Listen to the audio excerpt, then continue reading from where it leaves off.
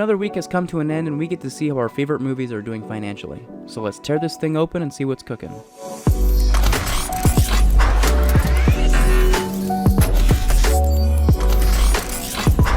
Coming in at first place is Spider-Man Across the Spider-Verse, having grossed an amazing $120.50 million opening weekend. This comes in on the higher end of last week's projections and is a stellar launch for this film. In second place is The Little Mermaid with a $40.60 million second weekend. That is a pretty big drop of 57.5% and is not what Disney would have been hoping for, somewhat continuing on the disappointing performance for this film in terms of Disney's investment. Opening at number 3 is The Boogeyman with $12.30 million for its first weekend, coming in under last week's projections, so a disappointing start for sure for this film. In number 4, still playing competitively, Guardians of the Galaxy Volume 3 drops 51% for a $10.20 million fifth weekend. Rounding out the top 5 is Fast X, dropping another gargantuan 59.9% on only its third weekend, solidifying its extremely poor domestic box office performance. For our worldwide blockbuster performance, so far this weekend Across the Spider-Verse has grossed a spectacular $208.60 million worldwide. Through its first 10 days, The Little Mermaid has gained a little bit of ground and has grossed $326.70 million. Fast X after 16 days also posting a solid $603.27 million. With $780.11 million is Guardians of the Galaxy Volume 3 after a full 30 days in release. And last but certainly not least, Super Mario Bros. Has grossed an insane $1.3 billion at the worldwide box office through 60 days of release. Moving on to our profitability calculator, movies don't get all this money back. In fact, they only get 60 to as low as 20% of the dollar amount back depending on what territory the film is playing in. For example, if the film is playing in the United States, the studios get back around 60%, while in China the studios only get back 20%, and the rest of the world is right around 50%. I think the sweet spot is right around 50%, but to be safe I'm going to use 45%. How we calculate profitability, however, is we combine the advertising costs, which is usually half of the production budget but not greater than $100 million, with the production budget, and compare that with the approximate box office revenue, which is 45% of the box office gross.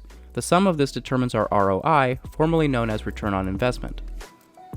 This is the last week I'll be calculating the Super Mario Bros., but man is it a fun one. Having a reported production budget of $100 million and $50 million in marketing, the estimated cost of this movie is around $150 million. The worldwide gross is $1.300 billion, bringing its revenue somewhere around $585 million. Against a $150 million spend, the movie has a return on investment of $435 million for Universal Studios. Personally, I believe this will be the definitive return on investment winner of the year. As for Guardians of the Galaxy Volume 3, the production budget was $250 million and had a reported marketing spend of around $100 million. Costing a whopping $350 million worldwide, the film has grossed $780.11 million, bringing the approximate revenue to $351.05 million. This week, Guardians of the Galaxy Volume 3 has finally made a positive return on investment of $1.05 million. There's still plenty left in the theatrical market for this film, and home media markets will bring a lot more for it as well, making it a definitive success for Marvel Studios. Fast X, on the other hand, had massive production issues, inflating its budget to $340 million and reportedly costing around $100 million to market. That's an insane $440 million spend. So far, the film has grossed $603.27 million, so its revenue is around $271.47 million. That is a return on investment of negative $168.53 million. If Fast X has any hopes to break even in its theatrical run, it'll have to cross more than $880 million worldwide, which, to be honest, odds aren't looking too great. Those international markets are going to Transformers next weekend, so it looks like Fast X has missed its opportunity and will end up being a money loser for Universal Studios. As for The Little Mermaid, it had a massive production budget of $250 million, and recent reports have its marketing budget way higher than I previously estimated at a whopping $150 million. I have no idea why they would spend that much. That brings the spend up to $400 million. The Little Mermaid is not playing well overseas, and after a full week it's grossed $326.7 million.